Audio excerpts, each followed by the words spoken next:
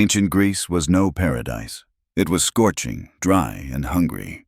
Yet farmers learned to grow crops that healed, nourished, and endured the heat. These were the original superfoods, which we have unfortunately lost. To truly understand what that means, you have to forget the postcard images of Greece. Forget the whitewashed houses, the blue domes, the tranquil islands. The real Greece, the one that fed empires and inspired philosophers, was far more unforgiving. It was a land of sharp rocks, bone-dry summers, and unpredictable winters. Its hills were steep, its rivers short-lived, and its soil stubborn and thin. The sun didn't warm. It scorched. And in that punishing landscape, farmers had to learn how to survive, not just for themselves, but for the hungry mouths of their city-states, their armies, and their gods. Most of Greece wasn't blessed with the fertile plains of Egypt or the alluvial valleys of Mesopotamia. Instead, the land was fragmented. Mountains separated regions like islands of stone, forcing people to find clever local solutions to impossible problems. When rain fell, it did so in brief, furious bursts, carving the soil away rather than nourishing it. Streams disappeared for months, wells dried, and yet people stayed. And they farmed. Because they had no choice. Greek farmers didn't wait for nature to make things easy. They planted at angles to follow the wind. They learned which plants didn't beg for water, which roots grew in shadows, and which leaves could survive the salt wind near the sea. And more importantly, they passed on that knowledge, not through grand texts or formal schools, but in whispers, in practice, in the way a father's calloused hand guided his sons. Most of what we now consider ancient Greek history focuses on war, philosophy, or architecture. But none of that could have existed without the anonymous hands that dug into the dirt and coaxed life from it. Their genius wasn't in marble or logic. It was in the way they made food grow where food shouldn't. And the vegetables they cultivated weren't just calories. They were medicine, memory, and survival. These weren't crops bred for supermarket shelves or Instagram aesthetics. They were tough and strange. And now, almost none of them remain. Over time, as cities grew and empires rose, the ancient vegetables of Greece slowly disappeared. Some were replaced by more refined cousins, sweeter, prettier, easier to transport. Others were lost because they didn't scale well. They couldn't survive long trade routes or mechanical harvesting. And some were simply abandoned because their names fell out of favor, associated with poverty, hunger, or the shame of older generations. But here's the thing. The climate we face now, hotter, drier, more unpredictable, is starting to resemble the one Greek farmers lived through every single year. The modern world is asking again, how do we feed ourselves when water runs out?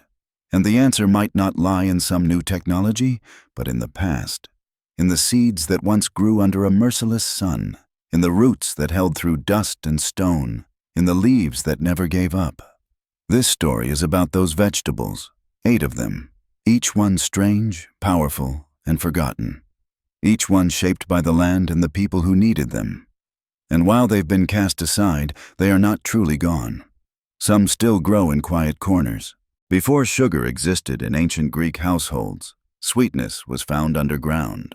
Hidden in the soil, tangled like fingers reaching toward warmth, grew skirret, a vegetable so delicate and rich that it was cherished across valleys, coastlines, and mountain villages.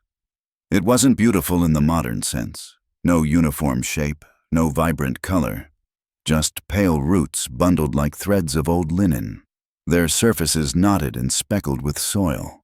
But what it lacked in symmetry, it returned tenfold in taste and resilience. Skirret grew where other plants hesitated, in shaded corners between stones, along the damp edges of terraces, and near crumbling walls that protected its roots from the sun's fiercest wrath. It didn't demand perfect soil or abundant rain. Instead, it thrived on neglect, surviving heat and dryness by digging deep and storing its sweetness far from harm. For Greek farmers who needed calorie-dense food in times of scarcity, skirret was not just a vegetable.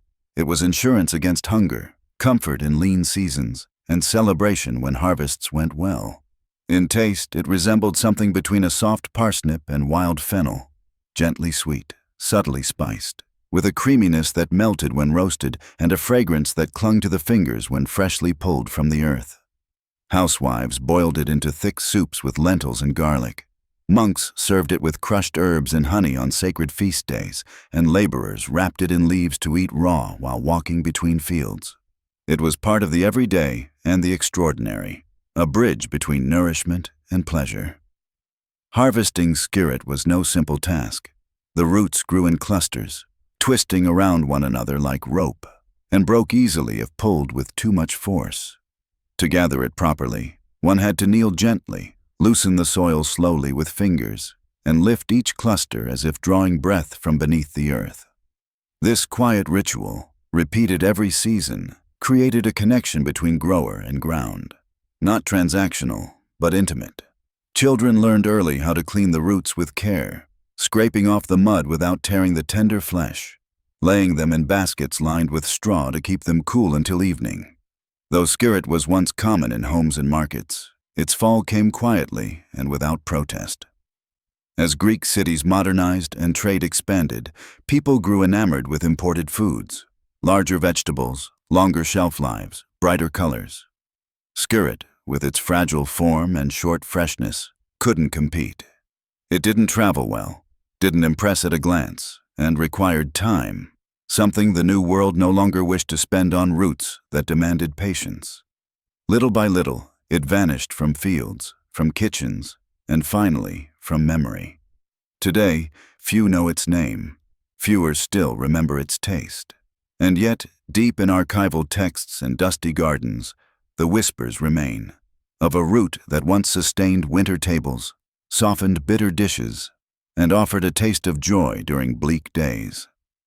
Botanists still keep it alive in scattered plots, often calling it a curiosity rather than recognizing its full worth. But for those who once lived by the rhythm of sun and soil, skirret wasn't exotic. It was life, pulled from the ground with reverence, shared at the table with pride. The story of skirret is the story of quiet abundance, a reminder that richness doesn't always shout, that sweetness can come from struggle, and that sometimes the most valuable things grow in places we no longer look. If you stood at the edge of a Greek cliffside long ago, where sea spray kissed the rocks and the wind howled like a restless god, you might have found something unexpected, not treasure, not ruins, but a cluster of dark, glossy leaves swaying stubbornly beside the foam. That was sea beet, and it belonged to the coast the way vines cling to stone, fierce, faithful, and unwilling to die. It didn't grow in gardens or orchards. It wasn't pampered or praised. It simply existed where others couldn't, surviving brine, wind, and salt with quiet defiance. This plant wasn't cultivated in orderly rows or boxed in with fences. It emerged from cracks in limestone, nestled in pockets of sand, living off mist and the breath of storms. Its leaves were thick, darker than olive groves, shaped like hearts dulled by hardship. When the inland crops withered under sunstroke, when no rain came and rivers shrank to dust, sea beet endured, waiting near the waves, waving silently to those who remembered where to look. Fishermen knew it well. After pulling in their nets, they would pluck handfuls of the leaves, still wet from morning air, and carry them home, wrapped in cloth. Their wives would boil them until tender, sometimes mixing them with crushed garlic, oil, and leftover barley, turning a handful of wildness into a meal that restored strength. The flavor wasn't soft or shy. It had bite, a mineral tang, and a faint echo of the sea itself. It was not food for luxury, but for survival with dignity. In mountain villages, people spoke of sea beet with a kind of reverence, though they rarely saw it. Coastal families, however, depended on it, not only for flavor, but for salt. In a time when refined salt was costly and rationed, the naturally briny leaves served as a substitute, lending depth to soups, grain stews, and boiled legumes. Its presence in the pot wasn't just about nourishment. It was about memory, the taste of tide and resilience, passed down in recipes never written down. Unlike many plants that required care, pruning, or protection, sea beet thrived on neglect. It didn't want rich soil or constant watering. It preferred challenge, the edge of cliffs, the shadow of waves, the stress of scarcity. That very independence may have led to its obscurity. As agriculture became more organized, plants that resisted taming fell out of favor. Over time, cultivated chard took its place, bred to be sweeter, larger, more docile, while its wild ancestor was left to vanish into the dunes. But even chard, in all its bright domesticity, carries sea beet's ancient blood. Every colorful stalk in today's markets owes its life to that salty survivor, crouched against stone. The wildness may have faded, but the story is still rooted there, in the wind-scorched leaves that once fed families too proud to beg, too poor to waste, too wise to forget the power of bitter green things. Sea beet was never meant for markets or mass production. It belonged to those who knew how to find it, who respected its toughness, its refusal to soften, its insistence on growing exactly where the world tried to crush it. To eat it was to taste the sea in leaf form, not just salt and iron, but defiance, memory, and grit. And though its name is barely spoken now, its spirit lingers, in forgotten recipes, in coastal stones, in the idea that something wild can still be good. There was a time in Greece when hunger didn't roar. It whispered, not through the collapse of fields or the absence of harvests, but in the quiet, creeping days when bread ran thin and the fires burned low. It was during these moments, when hope flickered but hadn't died, that people turned to something small, green, and humble. Mallow, soft-leaved and tender-stemmed, was never part of a feast. But it was often the reason there was food at all. It didn't grow in gardens or vineyards, nor was it planted with care. Mallow emerged in corners where nothing else dared, between rocks, along dusty roads, beside cracked walls, and at the feet of olive trees long past fruiting. To some, it looked like a weed, forgettable, low to the ground, always in the background. But to those who knew, it was salvation. Its leaves were thick, almost velvety, catching the morning dew like tiny hands cupped for water, holding enough moisture to survive weeks without rain. Greek mothers knew how to boil it into porridge, slow and low, until the stems melted into silk, the leaves darkened into shadows, and the broth turned thick with quiet strength. They'd add stale barley or a few wild herbs if they had them, maybe a drop of oil on lucky days. It wasn't rich in flavor, nor was it colorful, but it filled the stomach gently, soothed burning bellies, and gave just enough warmth to last the night. Mallow wasn't only food, it was comfort, healer, and protector. Physicians from ancient schools recommended it for stomach wounds, for coughing elders, for children struggling through fevers in the deep heat of summer. It cooled the body from within, drawing inflammation out like a whispered prayer. For the poor, it was more reliable than any physician, growing at the edge of every village, waiting for someone desperate enough to see it not as refuse, but as remedy. Harvesting it took no tools, only eyes that noticed the ordinary, and hands patient enough to pluck the leaves without tearing them. It bruised easily, a soft plant that didn't respond well to roughness, but rewarded those who approached with respect. Grandmothers passed down instructions with more care than recipes for cakes or sauces, not because it was glamorous, but because it mattered when nothing else did. In wealthier households, mallow was mocked. A food for beggars, for the forgotten, for those clinging to dignity with empty cupboards. It became a symbol of lack, not resilience, and that stigma stuck. As cities expanded and meals grew heavier with imports and excess, mallow disappeared. Not because it stopped growing, but because people stopped looking. Its role in survival faded into silence, a chapter nobody wanted to remember. But mallow never left. It still grows, still softens the soil, still catches dew before dawn. It still waits near doorsteps and under walls, just as it always has, modest, medicinal, and overlooked. Its presence is a lesson in humility, a reminder that not all healing shouts or shines. Sometimes it grows close to the ground, out of view, until desperation makes us bend low enough to see what's always been there. Mallow didn't save lives through spectacle, it saved them through softness. And now, in a world once again teetering between comfort and collapse, we might do well to remember what the poor never forgot: that nourishment is not measured in luxury, but in presence. Next, we move into mystery, to a plant so prized, so powerful, and so lost, that even emperors mourned its absence. Among all the plants once grown, gathered, or treasured in ancient Greece, none held the mythic weight, cultural reverence, or haunting mystery of silphium. It wasn't just a crop, it was an obsession, a symbol, a story written into the fabric of a civilization that eventually lost it forever. Silphium grew in only one place on Earth, a narrow strip of land near Cyrene, along the coast of what is now Libya. Kissed by sea wind and nourished by soil no other region could replicate. No one ever truly domesticated it. It refused to be planted in foreign ground, resisted transplantation, and vanished when its one habitat was exhausted. People believed it was a gift from the gods, too perfect to be ordinary, too potent to belong to any one class. Its sap, golden and thick, was harvested drop by drop and used in medicine, cooking, and ritual.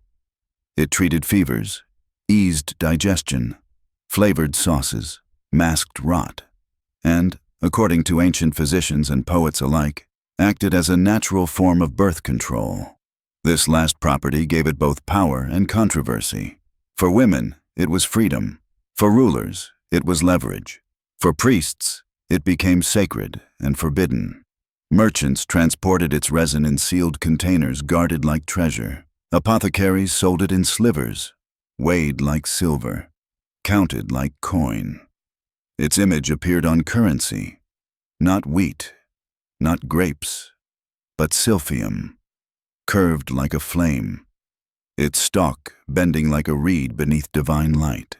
Entire economies rose around its trade. Families passed it down not as food, but as inheritance. Even emperors sought it for their tables, their temples, and their desires. Yet for all its fame, silphium was fragile. It grew wild, not by order but by whim. Harvesters didn't sow it. They sought it like hunters, knowing only certain rains and temperatures could coax it from the earth. Its rarity made it valuable, but also doomed. Demand rose beyond reason. Armies demanded it for rations. Lovers craved it for its supposed magic. Physicians prescribed it faster than the land could yield, and as pressure mounted, silphium receded, not loudly but like a tide that never returned. One Roman writer recorded that the last known stalk was delivered to Emperor Nero, who ate it with ceremony and silence. After that, no more. Just absence, just longing, just guesses. Some believed it went extinct. Others claimed it still grew in hidden valleys never reached again. Botanists have searched for centuries, comparing descriptions, testing seeds, examining distant relatives. None match. The real silphium, the one that made priests weep and courtesans whisper, is gone. Its extinction was not only botanical, it was philosophical. A plant that refused cultivation, that resisted control, that healed and nourished yet slipped through our grasp. It embodied a truth the ancient world didn't yet know how to protect. Silphium reminds us that not everything useful can be multiplied, and not all abundance should be consumed without caution. It was lost not to fire or flood, but to desire without balance, a hunger that drained the sacred dry.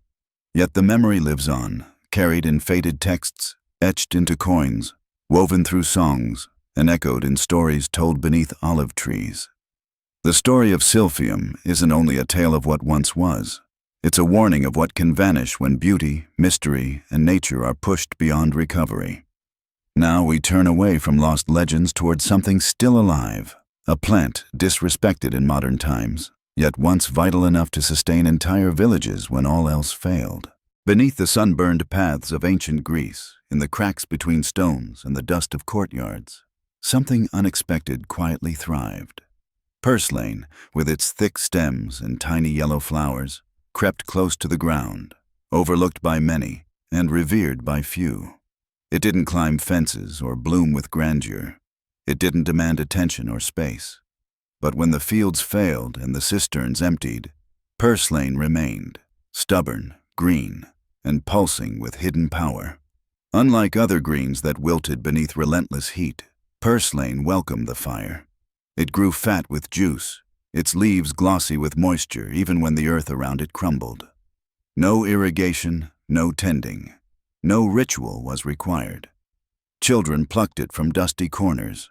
Grandmothers knew exactly when to harvest its tender tips. In times of drought, it filled baskets before anything else returned to the soil. In times of war, it fed those who had no fields left to till. The taste was unusual, slightly sour, faintly salty, with a hint of citrus. It carried the sharpness of survival and the clarity of clean water. When mixed with grain or stirred into hot stews, it added not just flavor but depth, an earthy brightness that made simple meals feel whole again. When pounded into paste with oil and garlic, it became a cooling dish during unbearable summers. When dried in shade and stored for lean months, it became a memory of plenty when everything else had faded. More than just edible, it was deeply nutritious. Long before anyone spoke of omega-3s or antioxidants, Greek villagers instinctively valued it for the strength it returned to tired bodies. Laborers who spent days bent beneath the sun swore by its freshness. Sailors kept it to fend off sickness. Mothers gave it to children with cracked lips and swollen bellies. It required no praise, but earned it all the same. Despite all this, purslane's very abundance became its downfall. In a world that began to worship the rare, the large, the expensive, something that grew freely underfoot lost its worth. It was labeled a weed, something unwanted, something to remove. As markets filled with polished produce, purslane was swept away like ash from the hearth. Even those who once relied on it began to forget the taste, trading resilience for appearances, trading substance for show. But it never disappeared completely. Even now, it pushes through concrete, curls between pavement, sprouts in places untouched by design. It endures because it has always known how. There were fields in ancient Greece where no vines grew, where olives refused to root and grain shriveled before maturing. Yet even there, in the tired soil between better harvests, something modest endured. Fenugreek, not the fragrant seed we now grind into spice, but the tender, unripe leaves, grew where others faltered, never asking for more than what the sun and dust could spare. It wasn't elegant or soft, and it made no attempt to disguise its roughness. The flavor hit the tongue with sharpness, bold, bitter, unrelenting. But for the hands that blistered with labor, that same bitterness meant life. Fenugreek greens filled the bowls of those who had little else. They boiled it with vinegar and garlic to cut the edge. They fried it in clay pans with onions and crusted barley. They didn't complain. They were too tired for indulgence and too wise to waste. This wasn't food for guests or priests. It never appeared on temple altars, nor was it offered to the sick with silver spoons. Fenugreek belonged to the workers, the diggers, the men who lifted stones, and the women who bent beneath burdens heavier than words could hold. The greens tasted like work, and that was the point. You ate them to endure, not to enjoy. In the countryside, families planted fenugreek at the edges of their land, often barely remembering where it had grown the year before. It returned uninvited, persistent, threaded through stubble like stubborn hope. Children learned to hate it at first, wrinkling their noses, scraping their bowls, until age taught them hunger softens bitterness faster than salt. With time, they understood what their elders never needed to say aloud. No one celebrated it. No festivals honored it. Yet it stood with them, in drought, in fatigue, in silence. And as wealth shifted preferences toward sweetness, creaminess, ease, fenugreek faded. Not because it failed, but because its purpose no longer matched the appetites of the New World. Its bitterness, once a badge of survival, became a reason to discard it altogether. But bitterness isn't cruelty, it's truth. A flavor that tells you something honest, something ancient, something essential. Those who ate fenugreek didn't want lies from their food. They wanted something that could carry them through long days and short nights. something that didn't pretend, didn't flatter, didn't yield. Today, few remember that the leaves were ever eaten.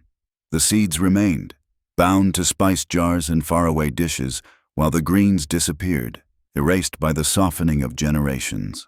Yet in neglected corners of farmland, it still grows, stubborn and steady, waiting for someone who understands what it once meant to survive without sweetness.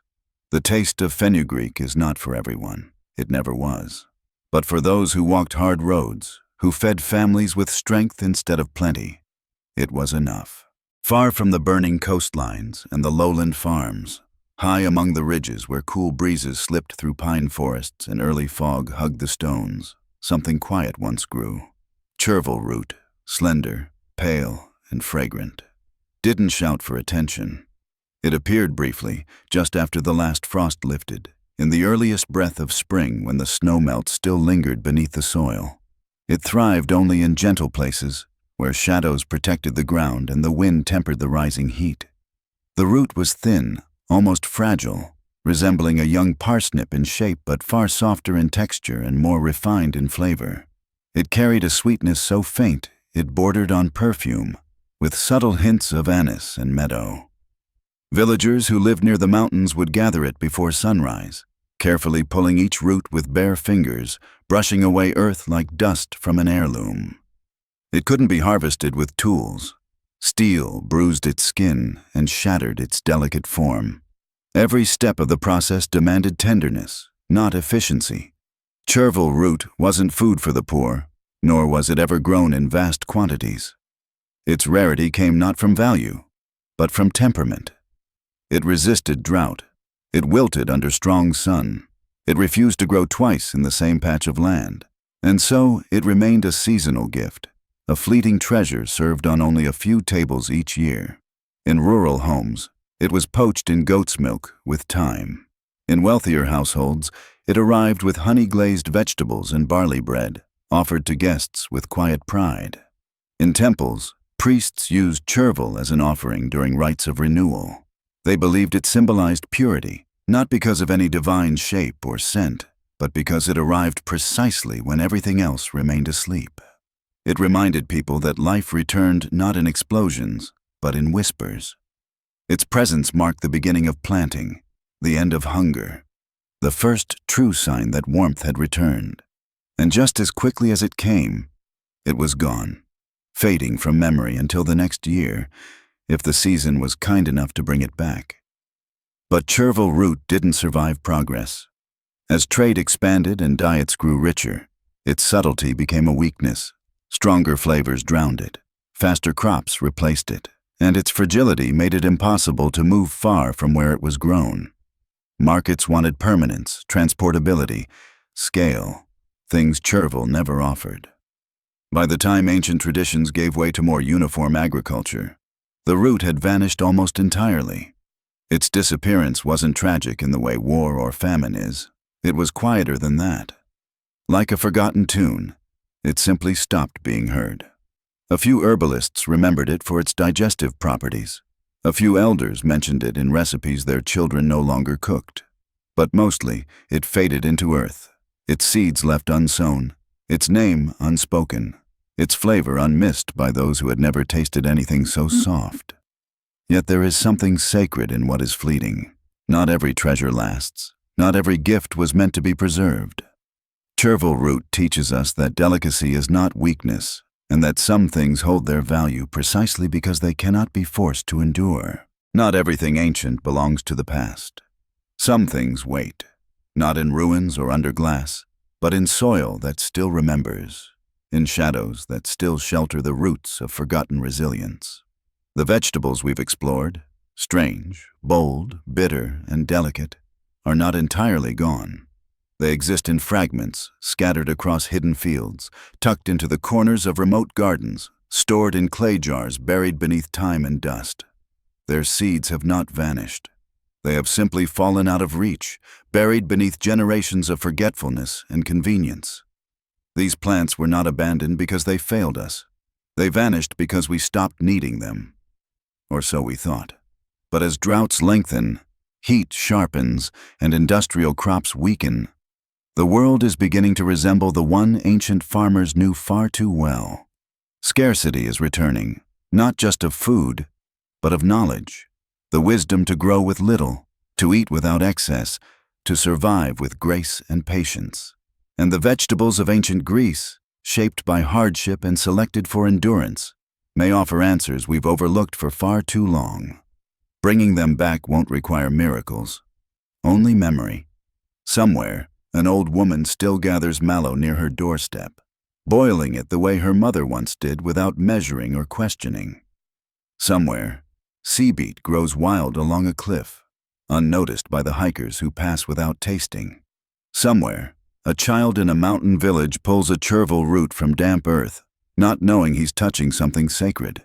These moments are quiet. They do not make headlines, but they are enough to begin again. Revival doesn't mean returning to the past exactly as it was.